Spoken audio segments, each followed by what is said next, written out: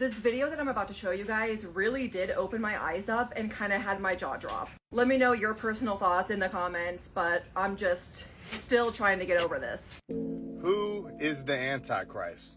I've got this question a lot in my DMs so many times, so I figured I would address who I believe it is. A lot of people message me saying they know for sure it's Trump. A lot of people message me and say that they know for sure it's Obama. Understand something, the Antichrist is not going to be a hated person at first. Revelation 13 talks about how the Antichrist will be loved and worshiped and followed all across the world. Everyone's going to love this man at first. Before I get into it, I want you to understand everything that God does, Satan mimics in his own little ways. Just as God sent Jesus to die on the cross for all of our sins, Satan will also send his son, the Antichrist. So no, I do not think that it will be Trump because a lot of people hate that man. I don't think that it will be Obama because a lot of people hate that man. I do, however, believe the Antichrist will be this man right here, Mr. Beast. Also, the Bible refers to the Antichrist as the Beast. He is literally the biggest social media influencer of all time. The whole entire world pretty much knows who this man is. Out of all this man's main YouTube channels, he has over 450 million subscribers. It doesn't even include all of these other subscribers I'm fixing to show you. He has channels for people in Mexico that speak Spanish. He has channels for all of these different countries. Here's his channel for people in Brazil. Keep in mind, I did not add any of these subscribers up. Remember, the whole world will love this man at first. Here's him in Africa building over 100 wells for these people. Very nice and generous of him, right? Here's him giving over 100 houses away. Very, very generous of this man, right? Keep in mind, the whole world is loving and praising this man for all the great, generous things he's doing. Let's dig deeper because it's about to get very interesting. Isn't it funny that he said he would run for president and everybody is behind him, backing him, saying, hey man, we would support you. You're so great. We love you. Let's take a look at Revelation 13:2. It says, and the beast I saw was like a leopard, and his feet were like a bear's, and his mouth was like a lion's mouth. And to it the dragon gave his power and his throne and great authority. Satan gives him his power. Remember, the head of a leopard and the mouth of a lion. The name Mr. Beast alone should be a major red flag. The Bible describes the Antichrist as the beast. Keep in mind, this dude could have picked any name, anything, but he calls himself Mr. Beast. Now here's a part that's really about to make you scratch your head. Remember when I said in the very beginning that God sent his son Jesus to die on the cross for our sins? We are his children. Those that believe in me will not perish. All you have to do is believe in him if you want eternal life. Just listen. Well, Satan will send his son, the Antichrist, and the Antichrist, the Bible says, will force all great, free, small, rich, powerful. It doesn't matter who you are. You will all be forced to receive a mark on your right hand or your forehead. And those that do not get it will be persecuted. When you accept this mark, you become part of Satan's. There is no going back. Your eternity is sealed. And if you don't get this mark, you get persecuted. When you take this mark, you literally become a child of Satan's. Now, this is Mr. Beast's girlfriend, Thea. And Thea wrote a book. Out of all the titles this woman could have chose, just wait, it's going to blow your mind. She writes a book called The Marked Children, where children are born with magical marks on their bodies. If that doesn't make you sit and scratch your head, I honestly don't know what to tell you. Oh man, look how nice he is. Over 1,000 blind people can see again. Sounds pretty biblical to me, huh? The Bible says that the Antichrist will be wounded by the sword, but yet he lives. In other words, he will suffer a fatal wound and come back to life. When he comes back to life, that is when Satan will enter him. For everyone saying, oh no, Mr. Beast is just too nice, he would never do anything like this, Satan himself was once an angel. I'm not saying 100% that he is the Antichrist, but he's a very great candidate to be one. And these are the most trending conspiracy theories on TikTok today. Let's go.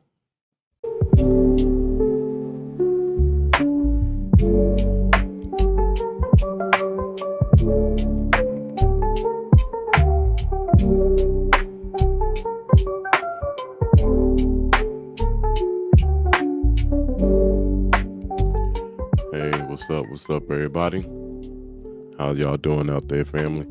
It's your boy Life and your co-host Chico, aka Cheeks, the Red Iguana.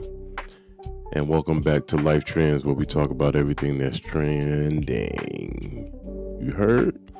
Hey man, we got a great one for y'all today. We always do, but it gets greater and greater. You know what I'm saying? To all my conspiracy theorists out there, truth seekers, weird people who just want to know what's up. Well, we're not going to hold up too much time. We're going to get right into it. I just want to go ahead and give my disclosure. This video is for entertainment purposes only. Entertainment purposes only. And I want to say go ahead and subscribe if you haven't subscribed. Like, share, and comment. Well, let's get right into it. So how do you cause something to go from the future to the past? If I were at an intelligence agency and I heard there was a guy with the highest IQ ever recorded who was contradicting the liberal establishment agenda, I'd probably have a file on that guy. Have you had any run-ins with the... Some interest has been shown. Most of us have an IQ of 100, score in the 140 range, and you're in the genius to near genius category. 195 to 200, well, you're talking 1 in several billion people. Now, historians figure that Einstein and Franklin scored about 160, Darwin 165, Galileo 185, Isaac Newton 190. That means Langan could possibly be the smartest person in the world. So for those of us who have an IQ that's a little bit lower than yours, I'll admit it, with no false modesty and no undue confidence, the first question we have to establish: does God exist? Yes. The reality has an identity. Okay? The identity is that as which something exists. Okay? Matter of fact, when you say the word reality, you're naming an identity. You're identifying something. This. I'm smiling because your answer on this is so beautiful. It just reminds me of Moses at the burning bush. And Moses at the burning bush says, "Who shall I tell the people that you are?" Talking to God. And God says, "Tell them I am that I am.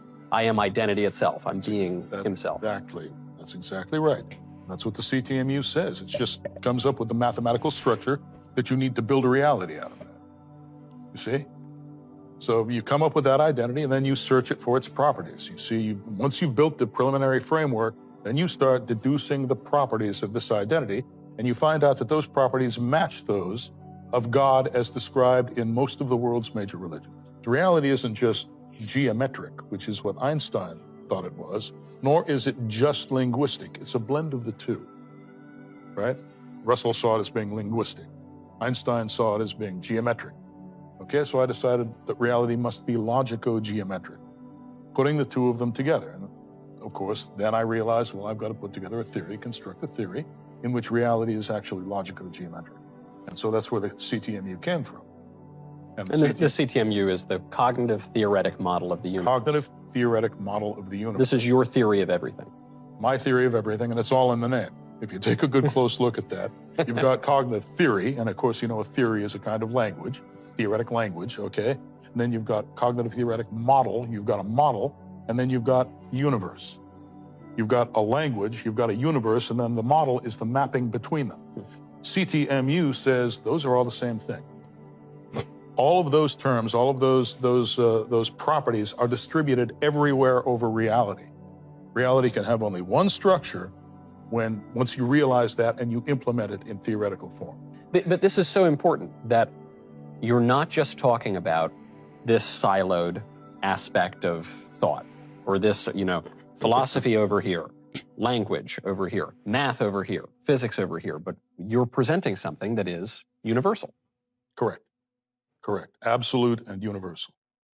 To get the absolute invariance, the absolute truths of reality. Things that are true everywhere you go. No matter, at what time you exist or in what place you exist, it's the same. So we're not just defining God out of existence. Sometimes you'll hear people say God exists, but they'll give God such a weak and shallow definition that the God that they're describing has no relation to the God that we conceive of. You're saying, no, this God is, God himself is conscious and therefore personal? Yes, you can establish a personal relationship with God. We're images of God. You know what an image is? It's basically the product of a mapping. God maps himself into each human being, right? That's a very personal thing that God is doing for us, right? And I don't understand how anybody can say that it's any different. We reflect the structure of the universe. Each one of us, we're carried by it. Everything we do, we exist in a medium. What does that mean? Right? Where did it come from? Yeah. What holds it together? What is the unifying coherence, the source of coherence of that medium? Now, is your claim a pantheistic claim that God is the universe or the universe is God, and that's that? Or Hey, that's pretty deep, man. I was definitely gonna say, for one, to be smarter than all the greats before. Well, his IQ is higher than theirs, than Einstein, Tesla. Like, that's crazy. So he's literally the smartest man that's ever been on Earth. That's recorded, rather. That's ever been on Earth. But I'm more shocked at the fact that he believes in God, because most geniuses of that caliber tend to lean towards science and atheism versus believing in God. So that's pretty unique. Let's keep it going. And in the hybrid programs that I was associated with, they were cloning not only species like plants and animals, but they were also regenerating tissues of extraterrestrials and growing them and then cloning them. And then they started cloning humans a very long time ago. It's interesting now that in the news, after talking about this a few times, that now they're coming forward. China just has been doing it forever, but in their underground facilities, cloning people, cloning, of course, you heard about, they cloned their first primate. And hey, they can clone a primate.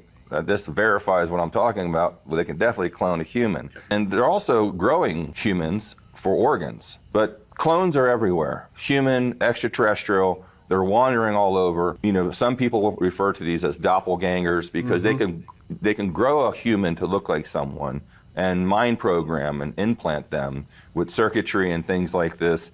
And they will really think they had this life and implant them into a business or into whatever organization they want. Well, is there a hidden agenda? Because you've just brought something up that just scares the living daylights out of me. To replace us with a clone, and who would know the difference? This is one of the probably only times, George, that you got me on a negative part, because there is an agenda. There are hundreds of people being cloned in underground facilities in Australia and in some parts of the United States. There's no reason to, clone people and keep it a secret and make horrible experiments on these people and mind implant them. We're primarily concerned about humans cloning human for their own purpose. Right. But what about ETs cloning humans? I mean, it's possible. I'm not aware of any extraterrestrials that are, cloning humans. I am aware of extraterrestrial beings that are collecting DNA from humans. That's been ongoing. Ongoing, but for a good reason, not for a bad reason. They can make anything too. I mean, they're already at an advanced level of science that we would not understand to do that if they needed to. Is a clone, Emery, basically human being identical to the clone? And so they eat, they sleep, they do everything that a human does? No, because they're, they still have to go through the growing process. It's a lot of work. You can't speed that up. Well, they have sped it up. They can make a George Norrie in about 8 years, from baby to you. Okay. The problem is the brain cannot grow that fast as the body can. There seems to be a problem they're having with the brains. What's the agenda? What's the mission here? To clone? I don't know that agenda. I can just give you my opinion on it, that they would use it for a fear type thing, such as a fake alien invasion, definitely control, like a secret army, a secret group of assassins. It was very frightful just to know that they're doing this on a mass production conveyor belt is horrifying enough. Hey, now that is crazy. How many out there would let them collect genetic tissue from you so they can clone you? Hey, don't come over this way. But this reminds me of that movie, Them. That movie, Them, with the double gangers, and like that was pretty crazy. You know what I'm saying? Like, what are they doing with clones, man? You know, what is their plan, ultimate plan out with that? I don't know what y'all think. What y'all think about it? Leave it in the comments, man. Let me know what y'all think. They tell us the truth in plain sight. Smile I've ever seen out of Mark Zuckerberg. So the song Shake It Off was about how I shed my skin every 1,000 years. And the song Bad Blood was about how I drink blood out of my Grammys. A toast to blood. Save some blood for Paul Rudd. Begins at the dawn of history. The birth of the very first society begat the need for the very first secret society. A fraction of early humans were born smarter than their fellow cavemen. And if they would not listen to reason, perhaps they would listen to a higher power.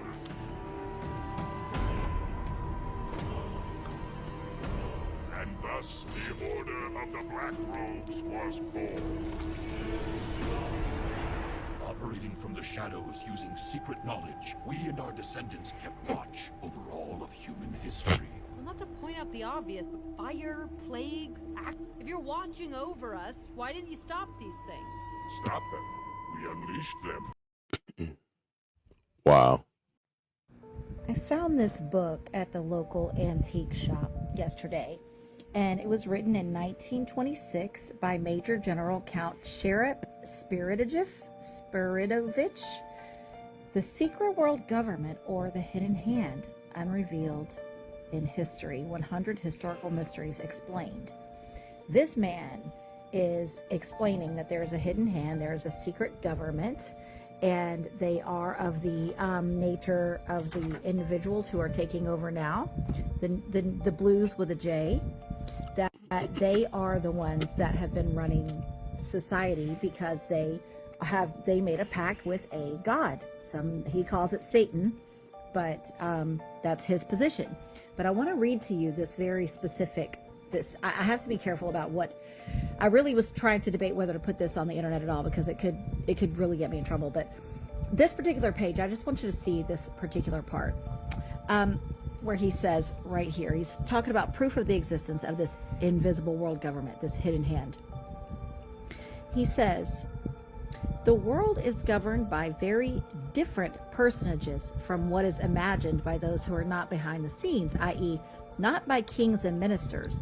Disraeli said not others, but different, which means not the kings, ministers, or other similar men, but absolutely different, possibly even of a different race. Who they are must be known first of all, and only then can we control them and establish peace, but not before. You know how I'm always saying, I'm calling them creatures and creeps? And I'm saying they're not human. I don't know what they are. And this has been my biggest reason around this. I ain't unifying because I don't know what these things are. This apparently has been known. We don't either. This has nothing to do with religion. I'm not talking about religion or race. I'm talking about like a species of a soul or something that's on this planet. And that's what he's talking about here. Yeah, he says, Bismarck, the Iron Chancellor, perceived the existence of invisible forces, but could not or did not wish to formulate them, and called them imponderabilia, powers which no one could fathom. I think I saw where you could get this book, like a free PDF, and read it. I didn't try the link, but I did see something come up in my Google search about it, so maybe you can find it and read it.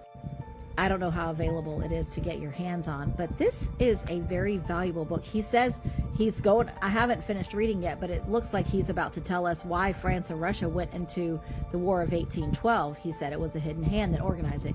He says earlier also that the Civil War was absolutely 100% organized, and nothing about that was organic or true as far as the version of the story that they told. But yes, I recommend if you could get your hands on this book. If you Google this guy, it's going to say he's racist and anti-semi-truck. But that's because of what he says in this book. And this makes me think, look, they can change what's on the internet. They can get rid of certain things that's on the internet.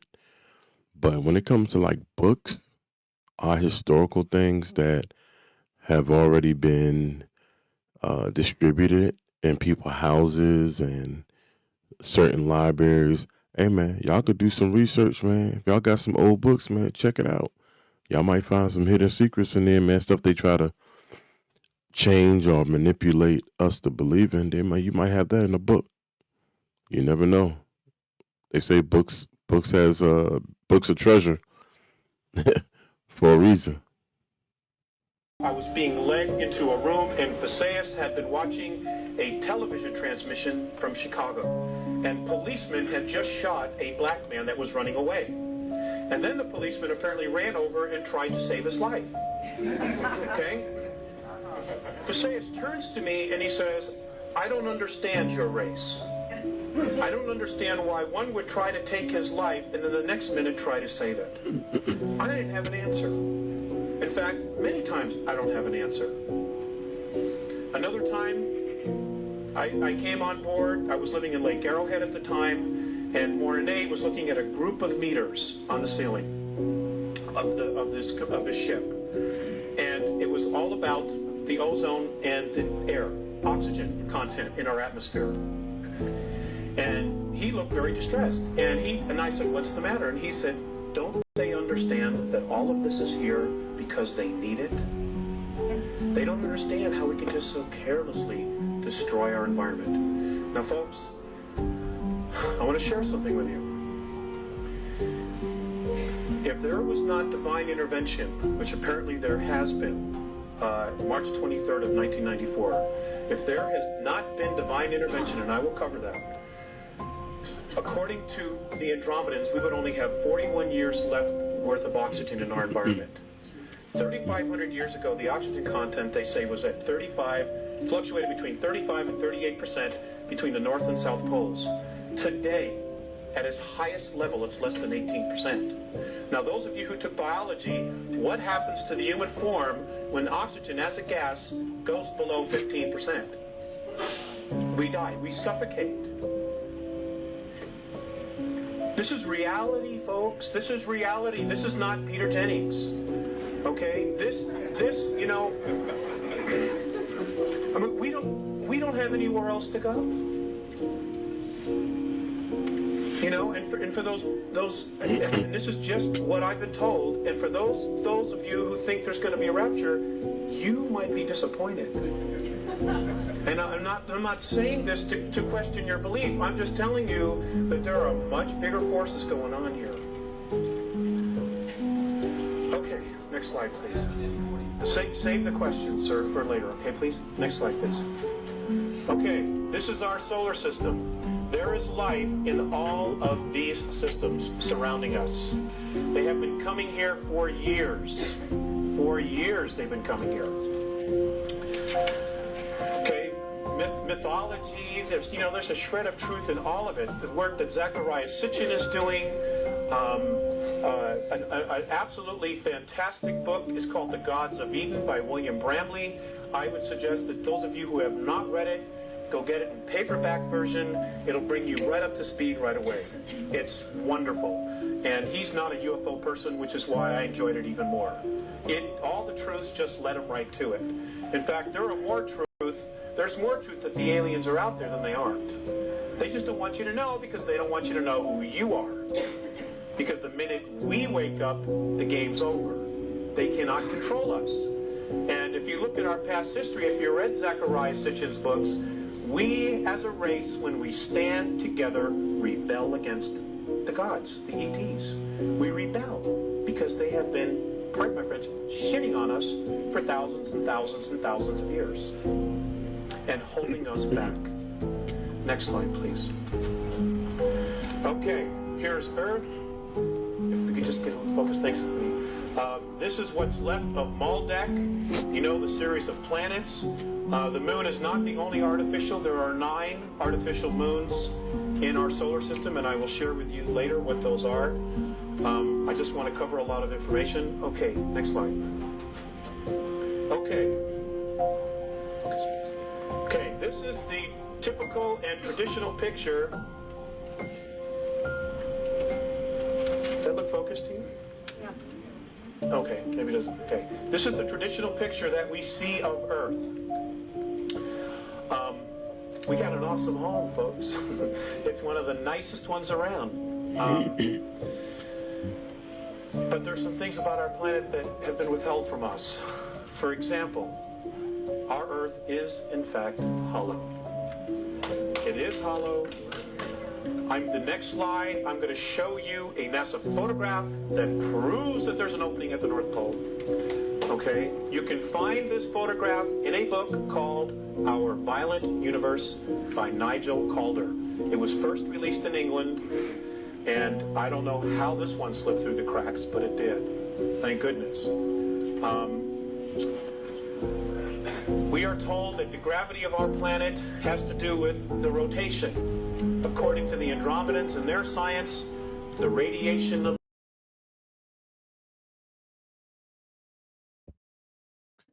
Well, Chico done got a bath, man. Now he falling asleep over here on me. Let's go. You ever hear about the suburbs theory? Suburbs. How suburbs, literally neighborhoods and suburbs, were created to control us. What? Now check this out. Yeah. The theory goes that when you have a bunch of people living on farms in lands where they can do whatever the fuck they want. They can design it the way they want. They can raise whatever they want on there, put anything they want on their land. It's harder for you to control them and tell them what to do because they're so naturally resourced. Like they have everything on their own. They have their groceries to themselves. They grow their own food, have water. They're surviving without the necessary needs of a higher power, like the elite government, whatever. But if you take people and you stuff them into these capsules, what would happen? They would start comparing each other to each other. They would start living kind of similar lives, right? They would probably get similar houses, similar cars, similar jobs, and they would look at each other and stay within that breach of what life could be. Now, what's crazy is SpongeBob tried exposing the truth with it. Oh, like their own suburb? So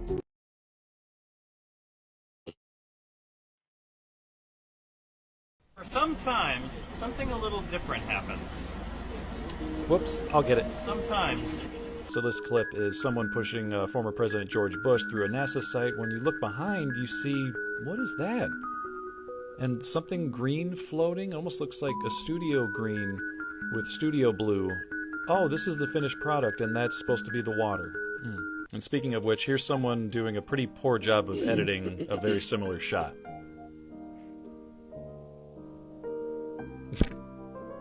That's how water works. Steve, there were very few. Steve, you're in the shot, Steve. Vibrations of any sort. Get out the shot. Steve, there were very Larry, few, we gotta fire Steve again. Vibrations of any sort. His crew attempted a spacewalk outside the station. Here's a live look at the astronauts. Whoops. Well, I don't believe. I don't think that's. Yeah. Where's their spacesuit? Bruh, Did you in know our that in face. space your head can disappear for a few seconds? Wow, how did he do that? That's amazing. I didn't know astronauts were also magicians.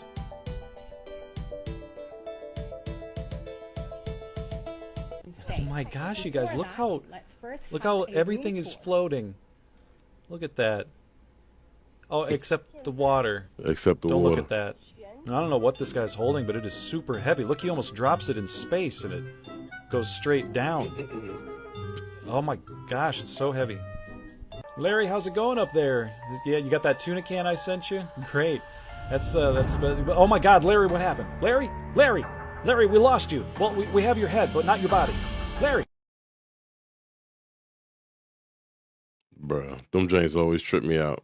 Between 1924 and 1950, Georgia Tan kidnapped more than 5,000 newborn infants and then sold them to the ultra-wealthy on a nationwide black market child trafficking network. More than 500 of those infants would die before being sold due to abuse, neglect, disease, and malnutrition. Some of the babies were ripped from their mother's arms right off the streets in broad daylight. They were kidnapped from churches and daycare centers where they may have been playing. In most cases, the infants were taken directly from hospitals after doctors handed newborns over to people they thought were nurses, but they were actually criminals disguised as nurses, all part of a massive black market that sold babies. High-ranking politicians ensured Georgia Tan was protected so that she could continue selling infants to the highest bidder. And as unbelievable as all of this sounds, it is 100% true. Check this shit out. Tan pulled off her brazen scheme through operating the Tennessee Children's Home Society, a society which, on the surface, was doing the Lord's work, finding homes for orphaned children. In reality, it worked as a cover for Tan to funnel children into her care, only for her to turn around and sell them on the black market for extreme profit. In the nearly 30 years Tan and the society were in operation, she managed to kidnap and sell an estimated 5,000 babies. These weren't orphaned children placed under her care. They were stolen right from under their parents' noses. How? How could anyone get away with kidnapping and selling children for nearly 30 years right here in America? She did it with help from friends in high places. She took children who came from poor families, for the simple reason that poor families at the time didn't have the necessary resources to search for one of their children should they go missing. If families did file a report, Georgia Tan would have it handled by her close friend E.H. Crump, a powerful tycoon and the so-called boss of Memphis. Crump would make sure the reports of missing children were ignored. She also had an elaborate system for taking newborn babies from hospitals and mental wards, bribing doctors and nurses to help protect the children, and then tell their unsuspecting parents that their baby was stillborn. Tan would take off with the baby, with the child's parents believing their newborn to be deceased. She even had a system for snatching children right off the street. She took children from churches or daycare centers while they played with their friends. They'd end up in the arms of a uniformed social worker under Tan's employ, and they'd never be seen by their birth parents again. Once the children were under her care, and their parents were none the wiser, Tan would wipe their identities and sell them to couples looking to adopt, leaving them completely in the dark about where the child came from by falsifying or destroying their documents. Tan pocketed millions of dollars selling children to out-of-state couples, charging a $5,000 premium on out-of-state adoptions. Almost 90% of her sales, which in this context, sales is a truly disgusting word, went to wealthy couples in New York and Los Angeles who could afford the steep pricing of Tan's services, including actress Joan Crawford, who adopted her twin daughters from Tan.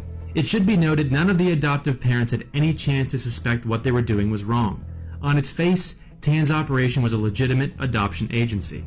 Of course, simply adopting a baby and then never having questions about where that child came from isn't possible. But if the adoptive parents ever questioned Tan about issues that arose, things like missing birth certificates or clearly falsified medical histories, Tan had an answer. If the new parents ever had any suspicion that anything fishy was going on, Tan would threaten them with legal action through one of her major accomplices, family court judge Camille Kelly. Judge Kelly used her position of power to sanction Tan's activities and threaten the adoptive parents with taking away their adoptive children if they continued to make a fuss or ask questions. They would also be threatened with being roped into whatever legal ramifications Tan may or may not have faced. I mean, They did use her services, so technically they were involved in an illegal enterprise themselves. And here was a judge telling them they were complicit. Needless to say, this blackmail coming from the U.S. judicial system itself made a lot of folks go quiet. Hey, that's serious and that's true. So my question is, I don't know too much about that system as far as the adoption system, but if any of y'all have any like crazy stories or weird things that y'all experienced, without getting too crazy, you know what I'm saying? Let us know in the comments, man, if y'all can relate. I don't gotta say too much, but y'all paying attention yet? And then they're telling everybody it's fine? It's fine. Vinyl chloride, when you burn it, goes into the fucking atmosphere, bonds with water, and turns into acid rain. Acid rain. Shit, I thought Captain Planet handled all the acid rain already. And then they're talking about how Not Captain Planet. the train company said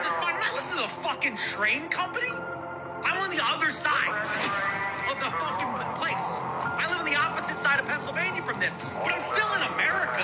Part of America is now covered in acid rain from an exploding train, and this is from the same fucking train company that made sure that the workers could fucking strike.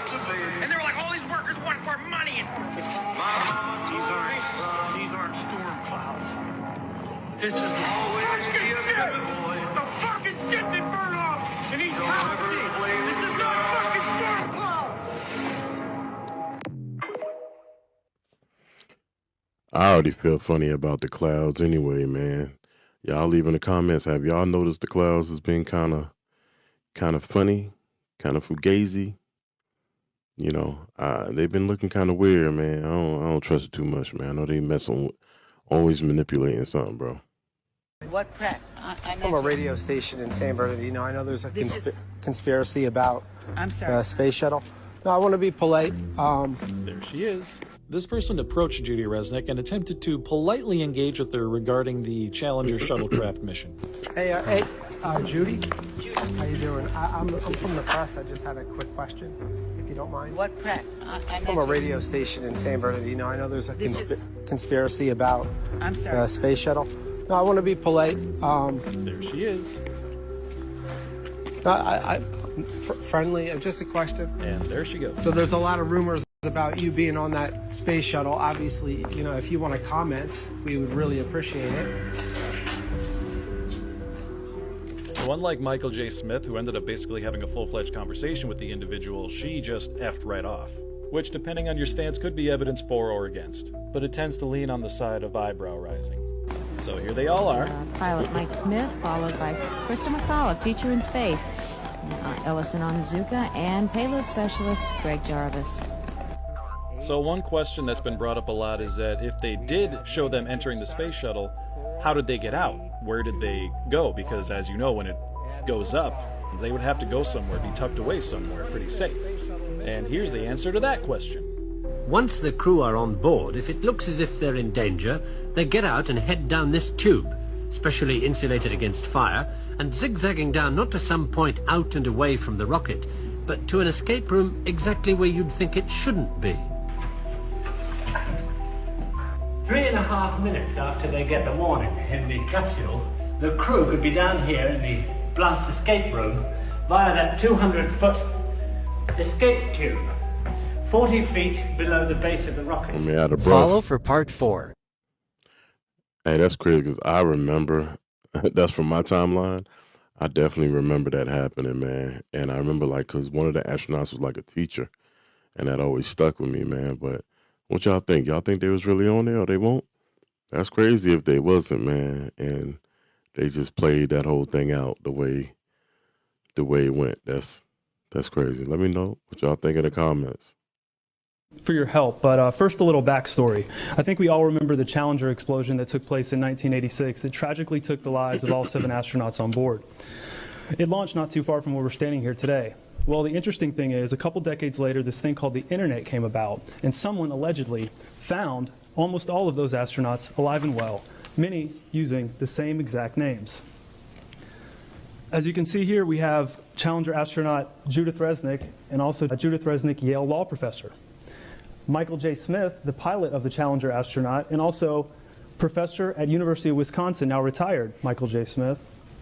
Commander Dick Scobie, who is now president of Cows and Trees.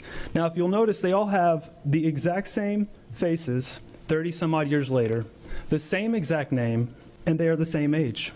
Same name is crazy. We all have a doppelganger out there, right? No big deal. But to have the same face, the same age, and the same exact name is extremely rare. So rare, I could only find one case in the last 120 years. And we're supposed to believe that 3 people from one spaceflight have exact lookalikes that have the same age and same exact names. This, ladies and gentlemen, is beyond statistically impossible. Playing with us. Straight playing with us, man. Was questioned at Yale by a journalist, and she panicked and ran from the camera. Why?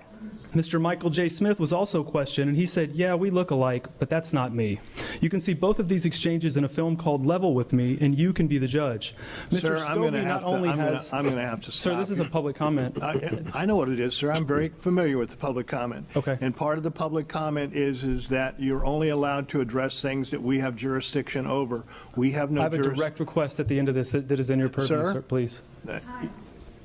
I do. Can we hold the time, please? I have a direct request that...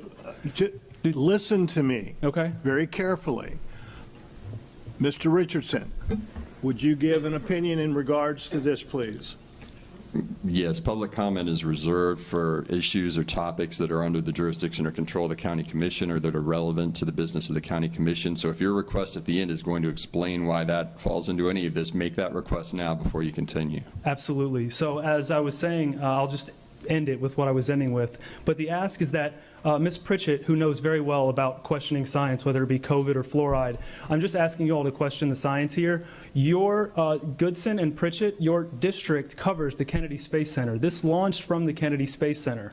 You have the ability to help me in sounding the alarm and asking the federal government for help. If this is contained in your area, I should be able to at least address something that happened here. Don't you agree? That's not within the jurisdiction or authority of the county commission. Thank you very much. Will you let me finish Of for at least course. 10 No, sir, seconds? you're finished. Thank you. Thank you for taking away my freedom of speech today in here. I did not take away your freedom of speech. There's a. Yes, you did. I don't want to hear it from you Just people because down this here. is just because this is an uncomfortable topic. Officers, please remove this man from the room. You just violated the First Amendment. I didn't violate the First No, Amendment. he He didn't. violated the rules. This is a limited public There's- forum, and the meeting is for the purpose of the business of the county commission. It's not for this purpose. Now, Thank if you want to go too, take him out too. Officer, take him out also. Everyone just calm down. They can leave willingly. Wow. No, we're leaving willingly. You don't have to remove us. You just made a decision about NASA. You're making your decisions based. All right, well, you violated the First Amendment already. Thank you very much for your opinion. Yeah, maybe check reading it out again. These astronauts are alive, by the way. Look it up. You can't have three doppelgangers. You can't. Same face, same name, same age. It's impossible. Look it up. Statistically impossible. On Point Behavioral Center's right down the street. That's right.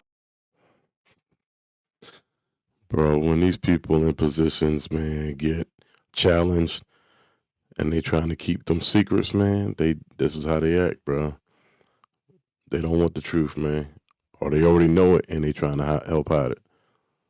That's crazy. There's a theory that the Hoover Dam is secretly a demonic throne and that the government put angels there to cover it up. You go to the Hoover Dam, you're gonna see something really odd. There's a spot that has two giant winged statues made out of bronze. They look like angels, right? They are technically called the winged figures of the Republic, but this is the weird part. No one officially says what they are. They're not angels, they're not demons, they're figures. And that's not random. There's actually a floor underneath them that is a cosmic map. It shows the exact alignment of the stars the day that the dam was completed. Like they wanted like aliens or gods to find this later. You'd think it's just some like artsy little design, right? But the guy who made that design said that this is specifically supposed to last for thousands of years. Like that design was supposed to outlive our civilization.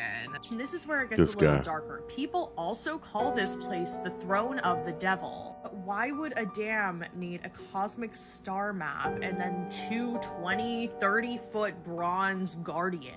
And then all of these like occult looking type symbols. Well, get this. So over 100 workers died while building the dam. And some people do believe that their bodies were sealed into the concrete and that they were considered to be sacrifices to bless the sculpture. And then on top of all of this, the location of these statues don't really make any sense. Like, why would they have these big designs at a power plant? And if you're religious, you also have to remember Satan was originally an angel. Another crazy thing to note is that the Hoover Dam has been featured in dozens of end-of-the-world movies, disaster scenes, and games. It has always been the center of destruction and secret technology. And then it's like, is that a coincidence, or is it programming for us to see it as the key to something? Even the name Hoover comes from a president who was involved in major US power shifts, literal power and electricity.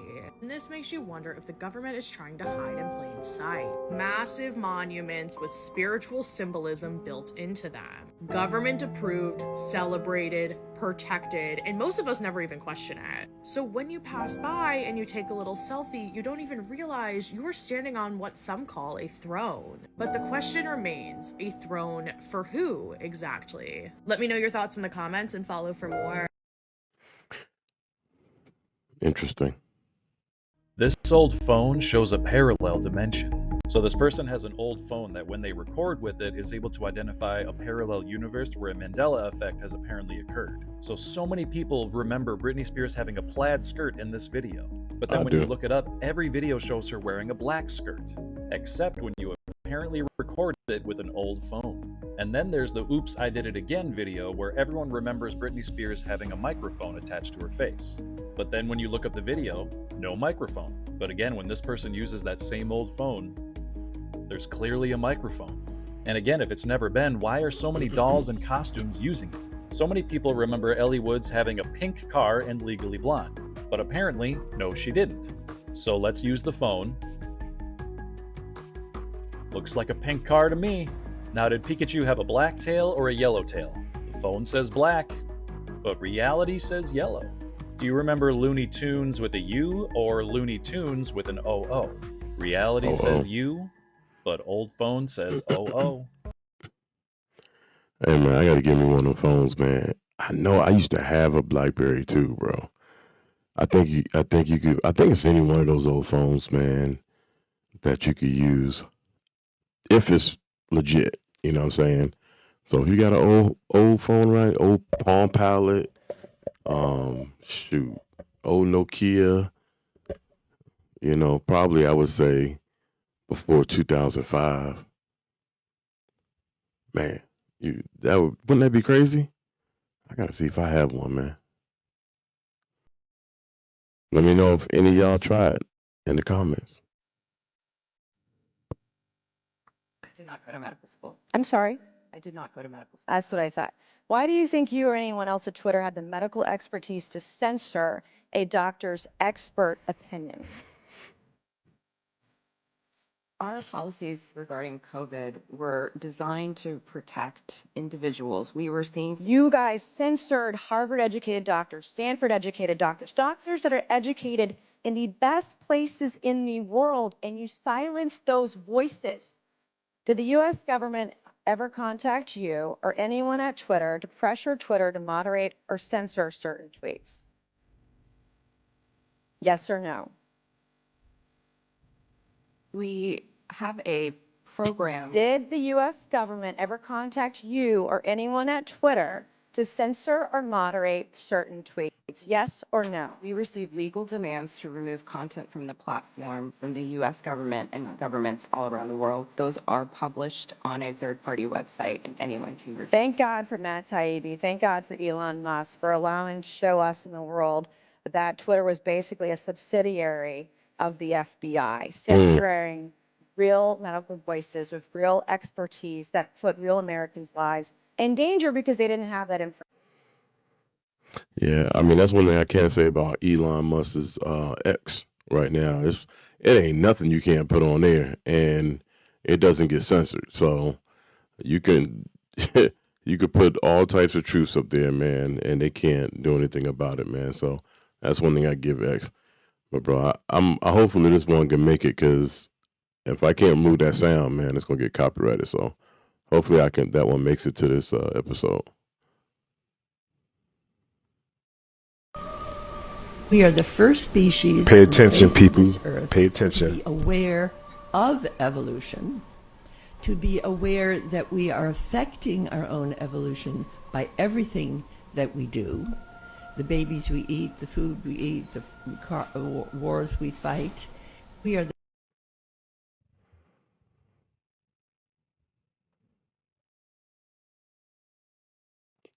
If you know, you know. Oh my gosh. If you know, you know. Okay, so back to, let's see if we can wrap this up, the Mandela effect, and let's have at least one human being who might watch this potentially be able to understand what you're saying. Right. So when our universe was destroyed over here. And this was, you think, when CERN Super Collider did its experiment? Large Hadron Collider, yeah. Or the Hadron? Large Hadron Collider, right. Okay. And so after our universe and timeline was destroyed, we were, let's zoom this in a lot, zoom, zoom, zoom, zoom, zoom, and the universe that's directly next to ours, it's just directly next to ours, energy cannot be created nor destroyed, only transferred from form to form.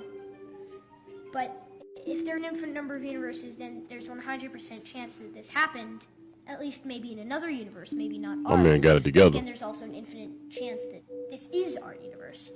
So if this one was eliminated, all the energy from this universe created or transferred a universe that was right next to us. So the original universe is mirror, mirror on the wall.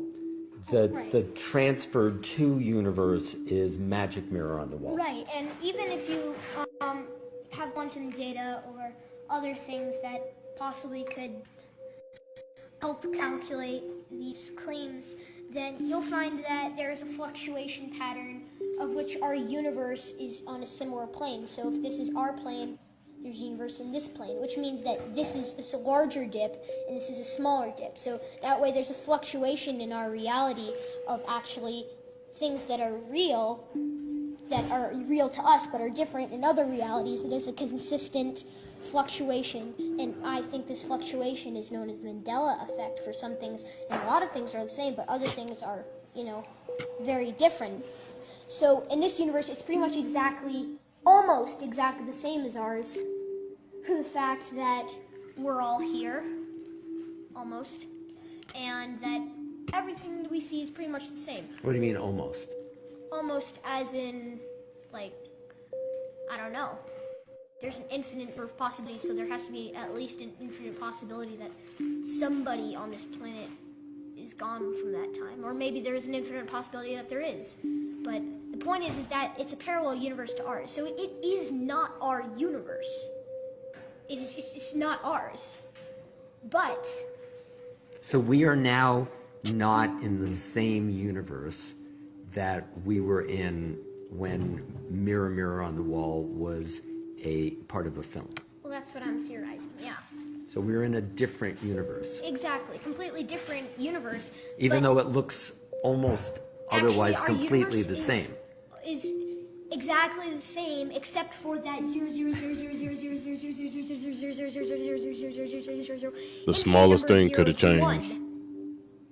0.0000000000000000000000000000000000000000000000000000000000000000000000000000000000000000000000000000000000000000000000000000000000000000000000000000000000000000000000000000000000000000000000000000000000000000000000000000000000000000000000000000000000000000000000000difference.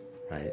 And that 1% difference is large on our scale, or even small on our scale, but it's still different. Enough that it's able to contain our energy, but not enough that it's the same. As I said, it's a parallel universe. It's not the same as ours. And if we have to arrive at the same time that we left, then there has to be difference. There's that fluctuation. And one of these fluctuations... My man know what he's talking about. Something different. Maybe one person decided to walk on the other side of the sidewalk. Yep. As it is uncertainty, at least in our future. I mean, if you're in a higher dimension, like the fifth dimension, or looking on our fourth dimension, uncertainty is just a matter of the way you're going, like a road. But to us, uncertainty doesn't happen because we can only see the present as it's happening. But anyway, so parallel universe fluctuations.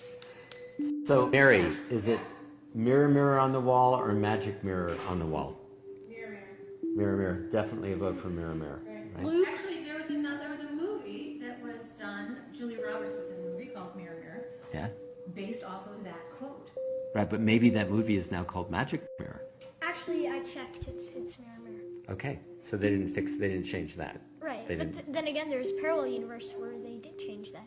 Or we just shifted into a parallel universe, but that also changed. That one thing also changed. And you can find that multiple things have changed. Where it wasn't Julia Roberts, it was Meryl Streep. Right. Again, I think what's exciting, and someone who is less sophisticated than you, like myself. No, everybody is exactly the same. Everybody pretty much is equal, just in different ways, more accurately. Like one person is equal in maybe his ability to identify multiple different forms of color, but to him that's just regular. Right. There was what's the name of that? What's the name of that crab or something that hammers people? Shrimp? Yeah, the what? The mantis shrimp? Right, can see like a million different kinds of colors. 12 different colored planes. We can only see 3 different colored planes. It can see 12. Right. Yeah, So cool. 3 dimensions. Anyway, the point that I was trying to make when I was talking about sophistication. The bottom line, which you've been repeating in many different ways throughout this little Facebook Live thing, is that infinite universes and just the very concept of infinity is pretty mind-boggling. I mean, Yeah, it's like, but it affects everything on at least a theoretical basis. Well, yeah, everything and nothing. And there we go. Yeah, so it's pretty uncertain, but then again, uncertainty is uncertain. And uncertainty can be certain and uncertain at the same time. There you go. No, I think that sums it up. There it is, quantum physics right there from, Yeah. say your name. Maxwell Lawton. And you are Well, I'm a theoretical physicist. of course, and you're how old? My man's a physicist. A theoretical physicist. Hey, yo, my man was eating on that, bro. Especially like when I'm a nerd, so I'm sorry. But when he broke down like the dimensions, if you don't know, there's multiple dimensions. We're 3-dimensional people, so we see only 3 dimensions. But each dimension higher can look at the dimension before it. So we can't see things in the 4th and 5th dimension, but they can see the 3rd dimension. You get what I'm saying? So we can see things in the 3rd, the 2nd, the 1st dimension. So like what he said, if it's something that we may not be able to see those changes, those very small, minute changes, but if someone's looking at it from the 4th dimension, they can see it. So it's almost like looking at a map. If we're looking down at a map, that map is either 1-dimensional or 2-dimensional. We can like see the whole map out of it. You get what I'm saying? But because we're living in the 3rd dimension, we can't see everything that's going on. But somebody in the 4th dimension can look down and see everything that's going on in the 3rd dimension. Hey, man, don't get me started, you know what I'm saying?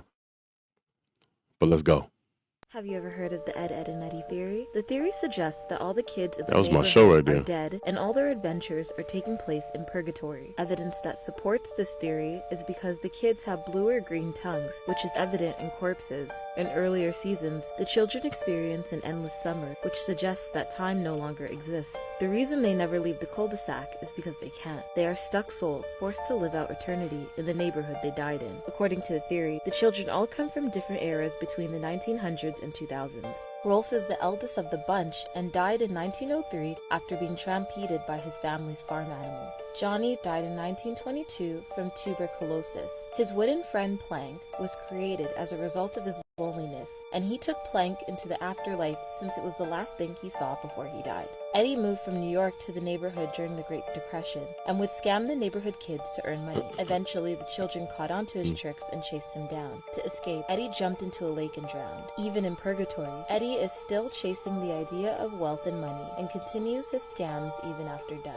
Ed and Sarah moved into the neighborhood next after their father died in World War II. When their heartbroken mother becomes distant and neglectful, they each find their own ways of coping. Sarah takes on the parental role, while Ed gets lost in his own imagination through comic books. They both passed away in a car accident in 1953. Naz came from a hippie family in the 1960s. Unfortunately, her life was short-lived after her and her entire family were murdered in 1979 by a serial killer who escaped from a nearby asylum. Double D originates from the 70s and came from a strict household where he was raised to strive for perfection in every aspect of his life. Being so worked up and determined to become the best son he could be, he spent extra time on schoolwork and did not notice the gas leak coming from his chemistry set, which eventually exploded and resulted in his death. Kevin came from the 80s. His bullying persona was a result of the abuse he faced from his father, who beat him to death in the winter of 1999. Even though his dad was sentenced to life imprisonment for his son's murder, Kevin imagines his dad as the complete opposite. While in purgatory, he is loved by the very man who ended his life. Jimmy is the youngest of the group, originating from the 90s. Because he suffered from leukemia, he wasn't allowed to hang out with the other children in fear that he would wind up hurt. Eventually, he died from his illness. The Cankers are said to be demons sent to purgatory to torture the souls of the children. Their attraction to the Eds is because they have the weakest will and they each represent a deadly sin. Even though there is some evidence supporting this theory,